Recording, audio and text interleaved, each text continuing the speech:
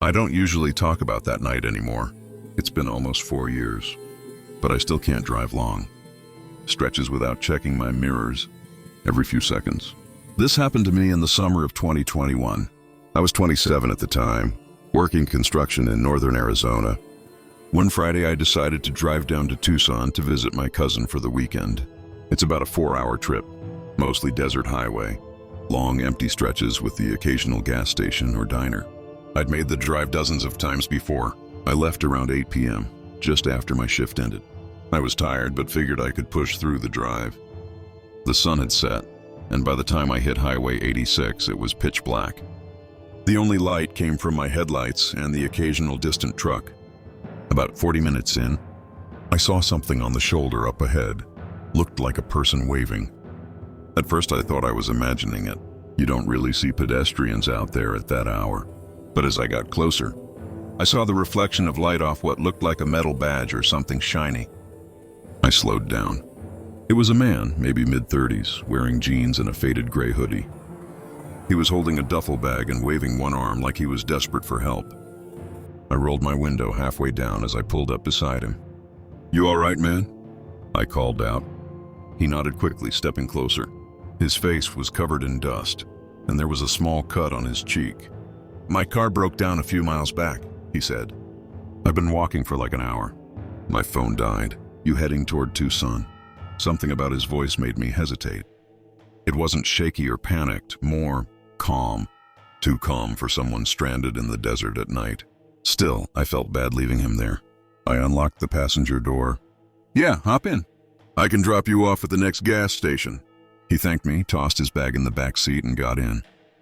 For the first 10 minutes, we didn't talk much. I tried to be polite, asked his name. He said it was Evan. Said he was heading to visit family in Tucson, same direction as me. But as we drove, I started noticing little things that didn't add up. For one, his shoes were spotless, like brand new clean. Not what you'd expect from someone who just walked for an hour, through dust and gravel. And that cut on his face, it wasn't bleeding anymore. But it looked too precise, like a clean scratch from a blade. At one point he asked, "Do you always pick people up this late?" I laughed awkwardly. "Only when they look harmless enough." He smirked. "Looks can be deceiving." That line hit weirdly hard. He then asked if I could turn the AC off because he was cold, which was strange. It was nearly 80 degrees outside even after dark. But I didn't argue. I turned the fan down and focused on the road. 15 minutes later, I noticed something else. His duffel bag in the back seat had moved. I could have sworn he'd tossed it upright, but now it was laying sideways, half open. A metallic glint was visible inside, like something reflecting the passing light. I couldn't tell what it was, but I had a bad feeling. We passed a green highway sign that said next service is 22 miles. Great. No stations, no lights, nothing for at least 20 minutes. I tried to play it cool. "So what kind of car you drive?" He paused for a beat too long. "Chevy." "What year?" He looked at me, smiled faintly. "Does it matter?" That smile stayed just a second too long. My throat went dry. I nodded slowly and faced forward again. The hum of the tires filled the silence. After a few more minutes, he reached into his pocket and pulled out a phone, lit screen, full battery.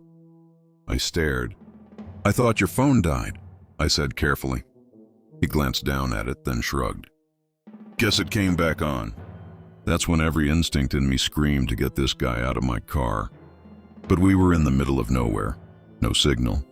No lights, just desert and cactus shadows flying by. I started scanning the shoulder for any possible place to pull over. A rest area, a dirt road, anything. Then he spoke again, voice lower this time. "You drive this road often?"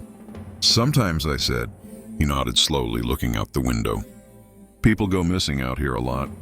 You ever notice that?" My grip on the steering wheel tightened. "Can't say I have." He leaned back, closing his eyes like he was enjoying the wind. Then he said quietly, "Funny thing is, nobody ever finds the cars." I didn't know what to say to that. The next 10 miles felt like an hour. My heart was pounding so loud I could barely hear the engine. Finally, I spotted faint lights up ahead, a small gas station, maybe still open. I tried to act casual.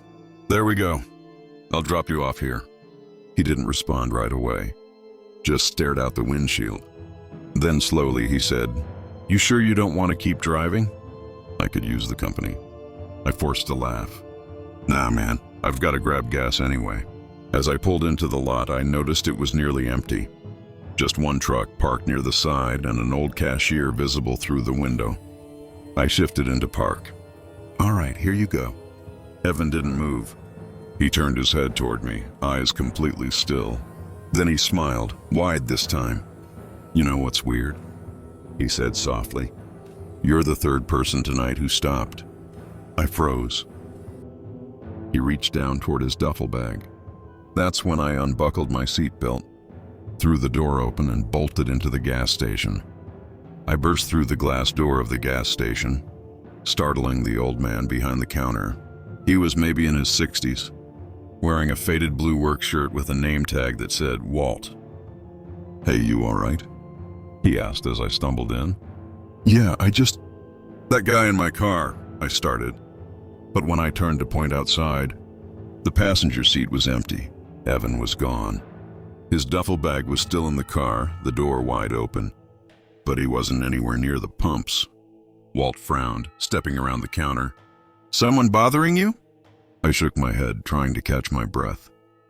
He just disappeared. We both looked outside again. The highway beyond the lot stretched into darkness. Not a single pair of headlights in sight. "Maybe he went to the restroom," Walt suggested. But his tone didn't sound convinced. "Maybe," I said, though I didn't believe it. I walked cautiously back to my car, every step echoing on the cracked pavement. The desert air felt colder now. The duffel bag was still there on the back seat, half open. Against every ounce of judgment I had, I leaned in and pulled the zipper. Inside were two things: a black leather glove and a hunting knife.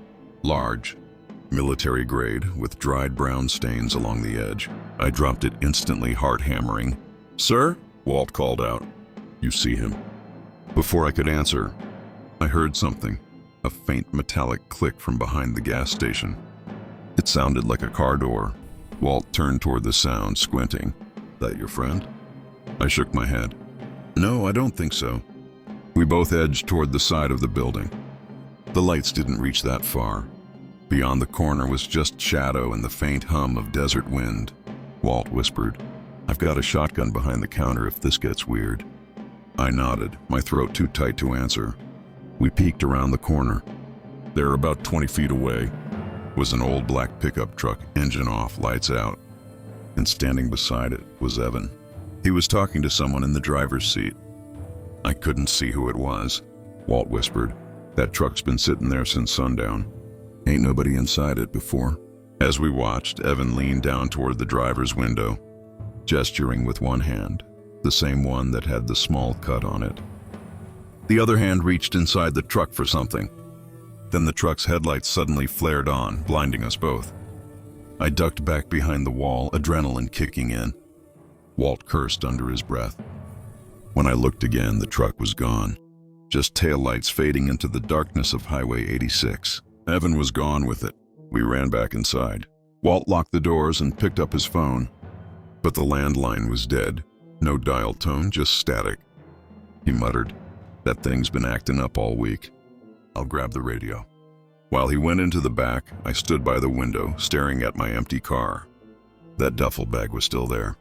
Something in me wanted to throw it as far away as I could. But another part of me wanted proof. I grabbed a pair of paper towels from near the coffee counter, wrapped them around the knife handle, and checked the bag more carefully. Under the glove was a folded map, hand-drawn in pencil. It had small red X's marked along Highway 86, 4 of them, each with a name written beside it. The last name was blank. I felt my stomach twist when I realized the X's were spaced roughly 20 miles apart. If I had dropped Evan 20 minutes later, that blank X would have been me. Just then, the sound of tires crunching gravel made me spin around. Headlights swept across the windows. A black pickup truck rolled slowly into the lot. Walt came out of the back room with the shotgun in hand. "That him?" "Yeah," I whispered. The truck idled for a moment. Then the passenger door opened and a man stepped out. Only it wasn't Evan. This guy was older, bald, wearing a sheriff's jacket. He walked toward the door, calm and steady. Walt kept the shotgun low but ready. "Evening, Sheriff," he called out through the glass. "You're out late." The man didn't answer right away. He just looked at us through the window, hand resting near his holster. Then he said, "Sir, we're looking for a fugitive. Dangerous individual. White male, gray hoodie. You seen him?" My blood ran cold. I nodded slowly. "Yeah, he was just here." He said his car broke down. The sheriff's eyes flicked toward my car, then back to me. "Did he leave anything behind?" I glanced at the duffel bag. "Yeah, in my car." The sheriff nodded once. "Good. Step outside, son. I'll take it from here."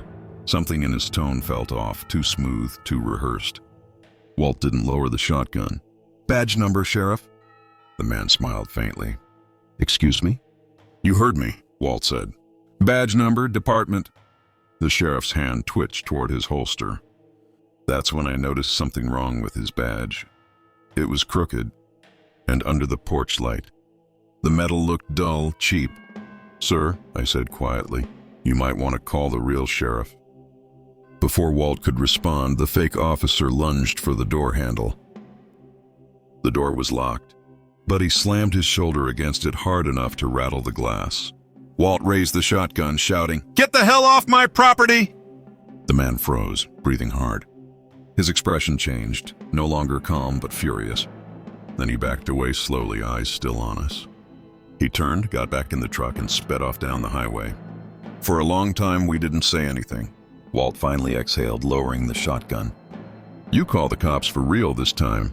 My radio's in the back. When the deputies arrived 20 minutes later, the real ones this time, they searched my car and took the duffel bag.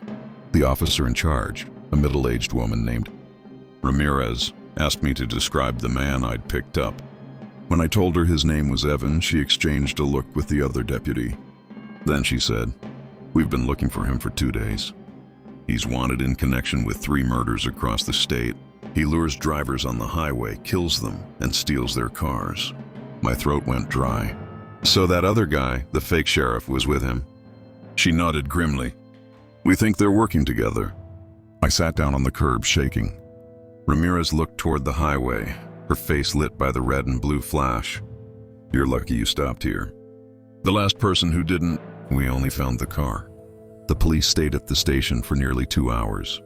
They took my statement 3 different times, every detail about the man. I'd picked up what he said, what he carried, and that other guy pretending to be a sheriff. By the time they cleared the scene, it was past 3 a.m. The desert was silent again, the gas station lights buzzing faintly overhead. Walt, the old cashier, poured us both a cup of burnt coffee. Neither of us said much. We just sat there, the adrenaline finally wearing off, and the reality sinking in that I'd almost become someone's next victim. Before leaving, Officer Ramirez handed me her card. "We'll contact you once we process the evidence," she said. "That knife in the map might help us connect him to the other cases." I nodded, exhausted. "So he's still out there?" She hesitated. "For now, but we'll find him." That wasn't exactly comforting. I didn't drive home that night. Walt let me crash in a small storage room behind the counter. I locked the door, pushed a crate in front of it, and stayed wide awake listening to the wind-scraped sand against the metal walls. Every sound made me flinch. The hum of a fridge, the creak of old pipes. Everything sounded like footsteps. When the sun came up, I finally dared to step outside. The desert looked completely different in daylight. Calm, open, harmless. It was hard to believe just hours earlier it had felt like a death trap. I thanked Walt for saving my life. He brushed it off like it was nothing. "You were lucky you stopped here," he said. "Most folks don't." I filled up my tank and got back on the road. Every mile of that drive felt longer than usual. I kept checking the mirrors, half expecting to see that black pickup again. But I made it to Tucson safely. I told my cousin what happened, and he thought I was exaggerating until I showed him the police report copy Ramirez had emailed. That shut him up real quick. For the next week, I tried to move on. Went back to work, avoided night drives, kept the radio off just to hear if anyone was following me. Then, about 9 days later, I got a call. It was Officer Ramirez. "Mr. Taylor," she said, "we've got an update on your case." My stomach tightened. "Did you catch him?" There was a pause on the line. "We recovered a body about 50 miles west of your location. The vehicle matches the description you gave of the black pickup truck." I held my breath. "Was it him?" "We believe so," she said. "Male, mid-30s, gray hoodie. But here's the strange part. The truck was empty except for a duffel bag in the passenger seat." I closed my eyes. "Another bag?" "Yes. Inside was a map similar to the one you described. Same markings, same handwriting. Only this time there was a new X drawn about 20 miles past the gas station." I didn't speak for a few seconds. My hands went cold. Ramirez continued. "The coroner says the man's been dead for at least 3 days." "Which means..." She trailed off. I swallowed hard.